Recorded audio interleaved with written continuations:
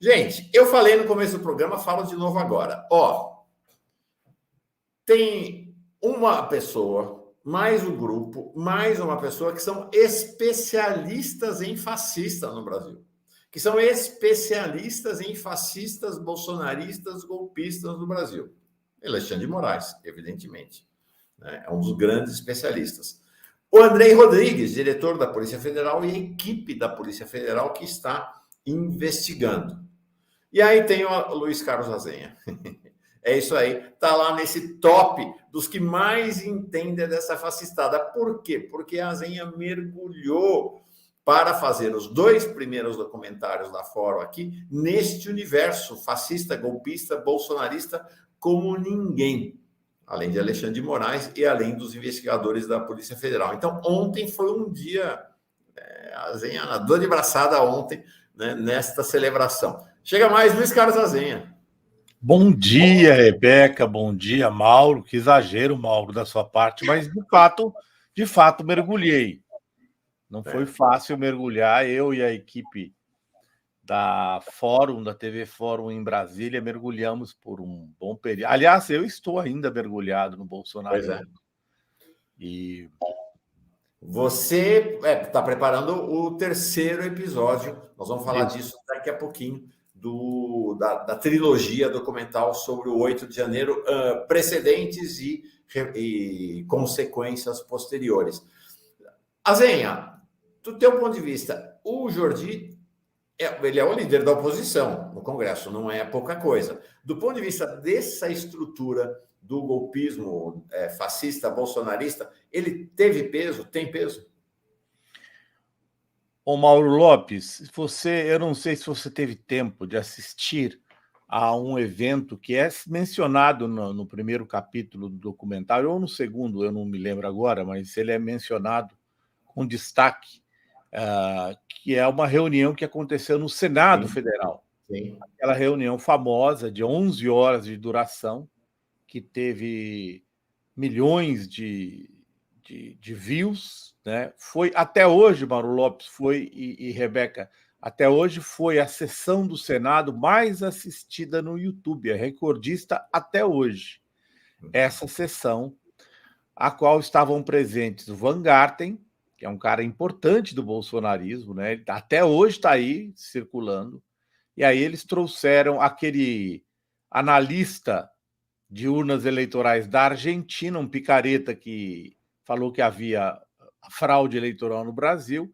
Eles entrevistaram à distância especialistas que justificavam um golpe. Quer dizer, foi uma sessão dentro do Senado brasileiro, claramente de 11 horas pregando o golpe, com todas as justificativas para o que viria depois, para o 12 de dezembro, para o 24 de dezembro e para o 8 de janeiro. Está tudo ali. Se você assistir de ponta a ponta, às 11 horas, eu fiz isso 2 vezes, aliás, você vai ver. E o Jordi fala, né, como a Fórum destacou ontem, o Jordi fala, todos aqueles deputados, Mauro Lopes, eles articularam em seus estados. Então, por exemplo, nós temos, no caso da Fórum, dos documentários, nós temos o caso do deputado federal General Girão.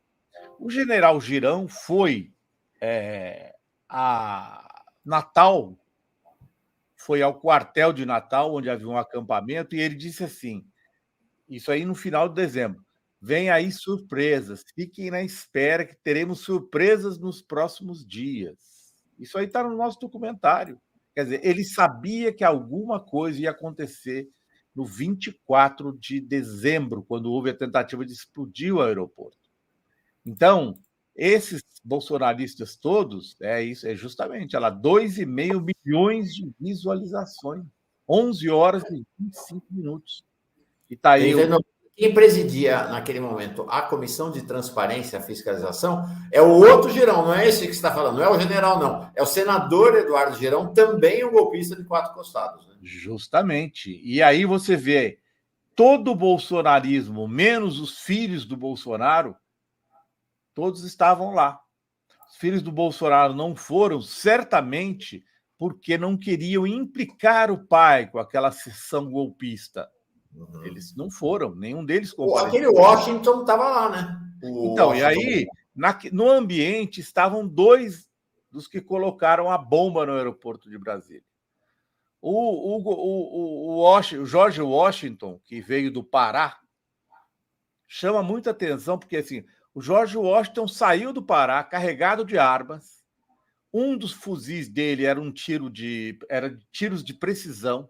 Ele veio aqui para Brasília, disse que ia fazer um curso de tiro em Goiânia, e ele especulou-se que um dos objetivos dele era dar um tiro no Lula. Então, assim, o Mauro Lopes, eu acho que o Brasil ainda não se deu conta, apesar dos documentários da Fórum, da gravidade que foi o que aconteceu no final do ano passado, no início de janeiro. Mas o Xandão se deu. É essa a diferença. O Xandão sabe de toda essa articulação. Por isso que eu acho que a sua convidada anterior, desculpe, eu peguei só o finzinho dela, ela está correta nesse sentido. O Xandão sabe tudo o que aconteceu. E há muita, mas muita gente envolvida até o pescoço. Você precisa de provas. Mas, por exemplo, o deputado federal, general Girão, ele é como que ele sabia daquilo? Do que ia acontecer? Então, você teve muitos articuladores do golpe nas suas bases eleitorais. O Jordi foi pego, como se diz, com as calças na mão, porque ele foi pego trocando mensagem com um cara que tinha sido que estava com mandado de prisão. Ele foi preso posteriormente, aquela pessoa com que ele troca. E aí você vai vendo, quer dizer, eu estou fazendo o próximo capítulo, viu, Mauro e Rebeca, e você vai vendo que, por exemplo, existe um grupo dos patriotas, Associação Abrapa, Associação Brasileira, essa aí. Esse grupo, agora em dezembro, o líder dele voltou para as ruas e falou: gente, acabou o Lula, acabou o luto, e vamos lá o rapaz do lado dele, esse à esquerda aqui, com a camiseta fora. Ele faz um discurso com 50, 100 pessoas, numa calçada do balneário Camboriú, falando, quer dizer, o que eles estão... Eles voltaram a falar em derrubar o Lula. Para que isso? Para fazer uma articulação política visando as eleições de 2024. Então, assim, precisamos derrubar o Lula. Para derrubar o Lula, precisamos ganhar as eleições de 2024.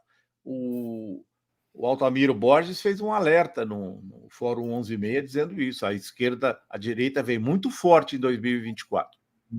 É isso mesmo. É impressionante, né, Mauro, que eles não consideram essa gravidade do que eles cometeram. Tanto que o Jordi, nessa fala que ele fez lá no X, no perfil dele, ele diz: não tem nada contra mim, agora eu descobri que é por conta do 8 de janeiro, sabe? Como se fosse uma coisa banal, como se não fosse nada a participação e atuação deles nesse caso. A Margarete Gaspar, ela coloca aqui pra gente: é chocante. Ela envia o superchat, né? Eu já agradeço por isso. Ela diz: é chocante, os deputados foram eleitos pela democracia, queriam um golpe. Como estudar esse movimento na ciência política? Já temos resposta, ela diz. É meio que uma pergunta retórica, né? A ciência política estuda o fascismo há décadas.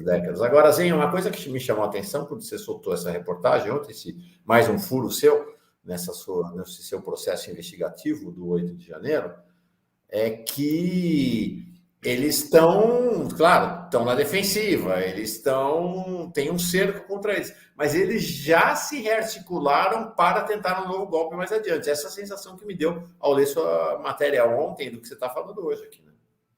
Acho que sim, acho que estão se rearticulando, estão no processo de. Por isso que o golpe que o Alexandre de Moraes desferiu ontem no Carlos Jordi foi um aviso muito importante que ele deu. Porque essa base parlamentar do bolsonarismo está aí ainda. Carla Zambelli está aí. Eu acho que ela vai ser uma das próximas a ser presa, ou se não for presa, ela já foi alvo de busca e apreensão, né? Mas eu acho que ela corre sério risco, Carla Zambelli. Então, nessa reunião estavam Bia Kicis, Carla Zambelli, a rainha, né, que tem o maior número de seguidores de todos eles. Estava o Daniel Silveira, estudando o Congresso Nacional. E eu conversei com o Randolfo Rodrigues, e ele falou: Zenha, eu tentei barrar esta... Não sabia, não. Eu tentei barrar esta reunião. Era uma reunião golpista, mas não consegui. Eles puderam fazer a reunião. Isso no 30 de novembro. Então, vamos lembrar. 30 de novembro é um mês depois da vitória do Lula.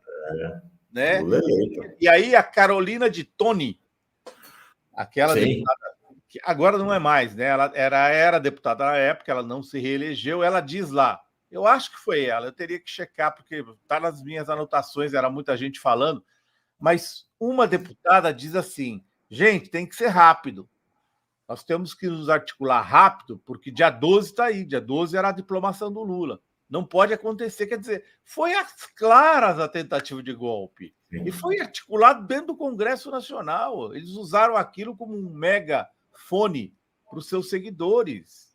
Acho que você traz... Esse é um dos resultados mais relevantes do seu documentário, é que não dá para entender o 12 de dezembro, quando eles meteram fogo em Brasília, e o 8 de janeiro, sem olhar para 30 de novembro. A 30 de novembro foi um passo decisivo para a organização, né, para a ousadia do 12 de dezembro e do 8 de janeiro. Né, gente? Fundamental. Ô Mauro, o George Washington, ele diz num depoimento dele, deu vários depoimentos, inclusive alguns contraditórios, mas num deles ele diz, eu conheci o Wellington Macedo, que está foragido, nessa reunião no Congresso. E a gente mostra no documentário os dois, em duas posições, sentadinhos lá nessa reunião aí.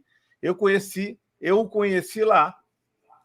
E aí o George Washington também, depois ele muda a sua versão, dizendo o seguinte, eu não fiz a bomba, não. Isso está no documentário. Eu recebi a bomba pronta. Quem que mandou a bomba pronta para ele, lá do Pará? Ele disse que recebeu a bomba pronta.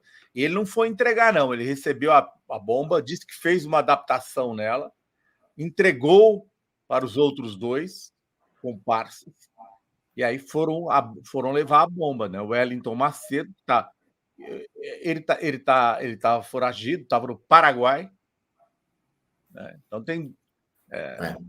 Eu queria saber, olha, isso tudo que o documentário mostrou, gente, e tem um pouco desse bastidor, né, do movimento dessa turma aí, ali nos bastidores, mas é o que estava na frente das câmeras. Vocês imaginam o que deve ter, o que eram as conversas que aconteciam fora das câmeras ali, enquanto o pessoal estava fazendo a cena lá durante 11 horas, entendeu? O que tinha de conversa ali entre eles, né? Isso aí. Sim, Mauro, assim, o que teve de articulação de bastidor, se eles tiveram a cara de pau de falar diante das câmeras em golpe durante 11 horas, com todos os argumentos, ditadura do STF, fraude eleitoral, eles fizeram aquela reunião com todas as justificativas. O Ives Gandra entrou na reunião à distância para dizer, não, pode ser dado um golpe. E aí... Que o 142 está em vigor e as isso, pode ser dado um golpe. E aí há argumentos, não, na história do Brasil, isso entra no documentário, na história do Brasil, sempre nas crises as Forças Armadas fizeram a intervenção. Sim. E assim, há pedidos explícitos de golpe ali. A quem vamos recorrer? Tem um trecho do documentário que é um dos deputados bolsonaristas dizendo, a quem podemos recorrer? Ao Papai Noel? Não, as Forças Armadas. Quer dizer, você imagina o que esses caras não estavam articulando nos bastidores. Você entende? Acho que o Brasil, até hoje, não se deu conta da gravidade e da profundidade do que poderia ter acontecido, inclusive com o assassinato do Xandão, assassinato do Lula. Não sei se você se lembra, num dos trechos do documentário, eu mostro onde o Lula estava hospedado no eixo de Brasília, ele estava num hotel. O Brasil 2000, se não estou enganado. Isso, do outro lado de onde eu estava, e eu falo, neste lado aqui, houve naquela noite do 12 de dezembro, da diplomação, um tiro que acertou um quarto de hotel. Eles estavam armados, como diz a nossa fonte, que o Henrique Rodrigues, que depois transmitiu com você tão brilhantemente, né? De dentro do Palácio do Planalto. Aliás, isso também está no documentário. Tá lá. Agora, Zenha, Como você viu, vou puxar agora para esse ano aqui, como você viu esse documentário do Nicolas Ferreira, né? Ele postou 2 documentários lá, um de 9 minutos, outro de 5, né, minutos, 2 episódios, com muita repercussão, viralizou bastante. Você chegou a assistir? Se sim, quais são suas considerações sobre? Ele mente, né? Eu acho que ele sentiu que alguém iria fazer isso em nome da direita, né? Colocaram mas é muito fácil desmontar a visão, né? Ele meio que reproduz ali a visão deles, de que, na verdade, assim, qual é o argumento central dos bolsonaristas? Olha, o STF jamais poderia ter aberto os inquéritos, inclusive muitos dos quais se voltaram contra deputados, parlamentares bolsonaristas. Não poderia ter aberto de ofício. Portanto, tudo isso é uma ilegalidade, o que nos leva a crer que vivemos em uma ditadura. Essa é a justificativa. Vivemos uma ditadura e para enfrentá-la, nós vamos implantar uma outra ditadura, derrubando um presidente eleito, porque eles falam que foi a ditadura do STF que colocou o Lula na presidência, inventando votos, né, com fraude eleitoral. Eles criaram essa versão, e aí eles, obviamente, dizem que o Flávio Dino não agiu quando poderia ter agido, mas o Flávio Dino agiu exatamente como o Flávio Dino, viu, Mauro Lopes e Rebeca? Ele me disse, e uma parte boa da entrevista que ele nos deu vai entrar agora no segundo. Agora ele nos deu como ministro. Sim. Vai entrar, porque ficou muita coisa para fora, interessante do Flávio Dino. E ele, na entrevista, ele me disse assim: eu tenho um projeto aqui para criar uma polícia. Não sei se vai para frente ou não. Nós temos que criar uma polícia específica para lidar com situações como essa, porque eu tinha realmente a Guarda Nacional, mas eu não podia acioná-la, não é minha atribuição, é a atribuição aqui é do Distrito Federal. Quem cuida da esplanada dos ministérios é o Distrito Federal. Se eu tivesse feito qualquer coisa a mais do que eu fiz, eu estaria violando a Constituição. E eu e o governo poderiam pagar por isso depois.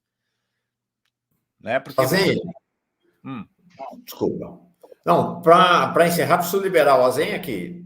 Ele vai preparar, e aí quero fazer um parênteses aqui antes de continuar. Ele vai preparar o Fórum Global. Eu já falei no privado, falo aqui, não, já falei aqui também. Sou um super fã do Fórum Global, tenho aprendido demais, assisto todo dia, realmente é uma coisa assim. Acho que tem uma tradição na esquerda, né, de ter programas internacionais, mas muitas vezes eu acho excessivamente ideologizados, né? Pouca informação e muita ideologização. Lá tem ideologização, sempre tem em tudo na vida, mas a quantidade de informações que vocês trazem todo dia me impressiona demais. Eu tenho aprendido muito mesmo. E tem uma coisa, é visível o prazer com o qual você está fazendo esse Fórum Global. É impressionante. Então, é um prazer seu ali estar à tona. É muito isso mesmo. Saber que você está nos acompanhando é um grande prazer, é um estímulo para a gente. Eu, Yara Vidal e a Aninha Prestes estamos nos dedicando muito ao programa. Estão mesmo, viu? Estão mesmo, a gente acompanha. Né, Rebeca? A gente tem comentado, né, no nosso chat do Fórum Café interno. Mas, Mauro, uma última observação. Isso que a gente viveu ontem, a gente vai viver mais vezes, viu? Porque se eu, como repórter, e a nossa equipe investigativa descobrimos tantas coisas sobre esses caras, sem o poder de polícia, imagina o que a Polícia Federal já não sabe. E está costurando, porque você não pode prender alguém sem ter prova, você não pode fazer nem mandado de busca, um juiz não vai dar se não tiver algum tipo de prova para poder, né? Senão nós estaríamos defendendo a Lava Jato aqui. Mas eu não tenho a menor dúvida de que o avanço sobre os deputados bolsonaristas eventualmente vai acontecer.